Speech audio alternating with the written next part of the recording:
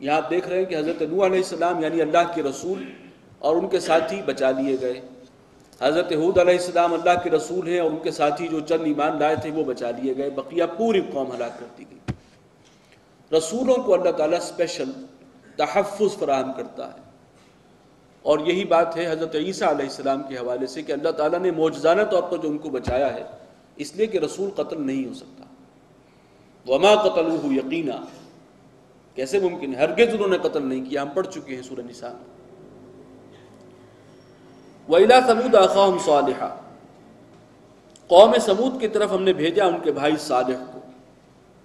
یہ قوم عاد اور قوم سمود یہ دونوں عرب اقوام ہیں، یہ سرزمین عرب سعودی عرب ہی کا وہ حصہ ہے ایک بالکل پیچھے کا، یہ وہاں پر کبھی اقوام ہوتی تھی، جبکہ اس سے پہلے ذکر ہوا حضرت نوح علیہ السلام کا، یہ کردستان کا علاقہ اور عراق کا علاقہ ان کا وہ ہے علاقہ، اور بعد میں حضرت ابراہیم بھی اسی علاقے سے تھے۔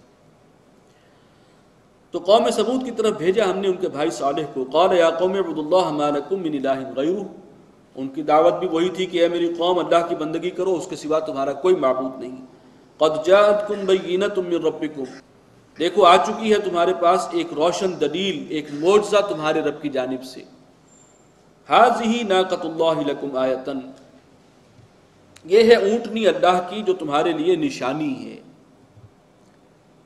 اور بعض دوسرے مقامات سے یہ بات معلوم ہوتی ہے کہ انہوں نے مطالبہ کیا تھا کہ یہ معجزہ پیش کرو تو ہم ایمان لائیں گے، لہذا وہ معجزہ انہیں دکھا دیا گیا۔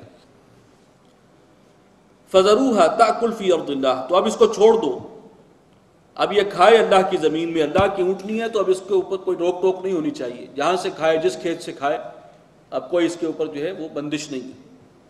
وَلَا تَمَسُّوهَا بِسُوءٍ، اور دیکھنا اسے کوئی غضب نہ پہنچانا، کوئی نقصان نہ پہنچانا۔ فَيَأْخُذَكُمْ عَذَابٌ أَلِيمٌ، اگر ایسا کیا تم نے تو پھر اللہ کا عذاب، سخت عذاب، دردناک عذاب تمہیں آ پکڑے گا۔ وَاذْكُرُوا إِذْ جَعَلَكُمْ خُلَفَاءَ مِن بَعْدِ عَادٍ، اور یاد کرو کہ جب ہم نے تمہیں جانشین بنایا قوم عاد کے بعد، قوم عاد کو ہلاک کرنے کے بعد جو سویلائزیشن آئی ہے وہ یہ قوم سمود ہے۔ وَبَوَّأَكُمْ فِي الْأَرْضِ، اور ہم نے تمہیں ٹھکانہ دیا زمین میں، تَتَّخِذُونَ مِن سُهُولِهَا قُصُورًا، تم اس میں جو ہموار زمین ہے اس میں بڑے بڑے محلات تعمیر کرتے ہو، وَتَنْحِتُونَ الْجِبَالَ بُيُوتًا، اور پہاڑوں کو تراش کر ان کے اندر گھر بناتے ہو۔ یہ خاص ان کو ایک مہارت تھی جو اللہ کی طرف سے ملی تھی، اور ابھی بھی اس قوم سمود کے مساکن موجود ہیں ہسٹوریکلی، اور ان کو معلوم ہے کہ یہ جگہ ہے جہاں وہ قوم آباد تھی، پہاڑوں کو تراش کے انہوں نے اندر گھر بنائے ہوئے ہیں، یہ ان کا ایک خاص معاملہ تھا۔ فَاذْكُرُوا آلاءَ اللَّهِ، اللہ کی احسانات اور نعمتوں کو ان کو دھیان میں رکھو۔ وَلَا تَعْثَوْا فِي الْأَرْضِ مُفْسِدِينَ، اور زمین میں دندناتے مت پھرو فساد مچاتے ہوئے۔ قَالَ الْمَلَأُ الَّذِينَ اسْتَكْبَرُوا مِنْ قَوْمِهِ، تو کہا ان کی قوم کے سرداروں نے جنہوں نے تکبر کیا تھا، سرداران قوم ہوتے ہی وہ ہیں جنہیں گھمنڈ ہو اپنی حیثیت پر، تکبر۔ لِلَّذِينَ اسْتُضْعِفُوا لِمَنْ آمَنَ مِنْهُمْ، ان متکبرین نے، سرداران قوم نے کہا ان لوگوں سے کہ جو دبا لیے گئے تھے، جو ایمان لے آئے تھے ان میں سے، یعنی اہل ایمان جو چند تھے جو بیچارے مجبور اور بےکس تھے وہاں پر، ان سے کہا اَتَعْلَمُونَ أَنَّ صَالِحًا مُرْسَلٌ مِّن رَبِّهِ، کیا تمہیں یقین ہے کہ صالح واقعی اس کے رب کے بھیجے ہوئے ہیں، اس کے رسول ہیں؟ یعنی یہ بھی سرچنگ کویسچن ہے، انہیں ذرا ایک مرتبہ ان کے پاؤں سے زمین قدموں سے نیچے نکالنے کے لیے انہوں نے اس انداز سے پوچھا کہ کیا واقعی تمہیں یقین ہے؟ تم یقین سے کہہ سکتے ہو کہ یہ واقعی رب ہے، رب کا بھیجا ہوا ہے، رسول ہے؟ قالوا انا بما ارسل به مؤمنون، انہوں نے کہا کہ یقیناً جو کچھ یہ لے کر آئے ہیں اس پر ہمیں یقین حاصل ہے، ہمارا ایمان ہے۔ قال الذين استكبروا انا بالذي آمنتم به كافرون، تو وہ جو متکبرین تھے انہوں نے بڑی ڈٹائی سے کہا کہ جس چیز پر تم ایمان لائے ہو، جس پر تمہیں یقین ہے، سن لو کہ ہم اس کو نہیں مانتے، ہم اس کا کفر کرتے ہیں۔ فعقروا الناقہ، انہوں نے اس اونٹ کی کونچیں کاٹ ڈالی، یعنی ٹانگیں کاٹ دی۔ وعتوا عن امر ربهم، اور نافرمانی کی اپنے رب کے حکم کی، حکم عدولی کی۔ وقالوا یا صالح ائتنا بما تعدنا، کہنے لگے کہ یا صالح لے آؤ وہ عذاب جس کی تم ہمیں دھمکی دیتے ہو، ان کنت من المرسلین، اگر تم واقعی اللہ کے رسول ہو۔ یہ اب جسارت ہے، گستاخی ہے، ڈٹائی۔ فاخذتهم الرجفہ، تو آ پکڑا انہیں ایک کپکپی نے، زلزلے نے، فاصبحوا فی دارہم جاثمین، اور وہ رہ گئے اپنے گھروں میں اوندے پڑے ہوئے، اوندے منہ۔ کہیں پر قرآن مجید میں آیا ہے کہ ہم نے ان پر صیحہ، ایک چیخ، ایک چنگھاڑ، ایک کڑک بھیجی۔ اس کی تطبیق یہ ہوگی کہ شاید زلزلہ بھی تھا اور ساتھ ہی کوئی ایسی زوردار اس کی گونج اور کڑک تھی کہ جو جہاں تھا وہیں ختم ہو گیا۔ فتولی عنہم، حضرت صالح علیہ السلام نے قوم کی طرف سے رخ پھیرا، وقال یا قوم لقد ابلغتکم رسالۃ ربی، اور فرمانے لگے کہ اے میری قوم، میں تو پہنچا چکا تھا تمہیں اپنے رب کے پیغامات، ونصحت لکم، اور میں نے تو تمہاری خیر خواہی کی تھی، میں تمہارا بھلا چاہنے والوں میں سے تھا، ولکن لا تحبون الناصحین، لیکن کیا کیا جائے کہ تم پسند نہیں کرتے ان کو کہ جو خیر خواہ ہیں، جو نصیحت کرنے والے ہیں۔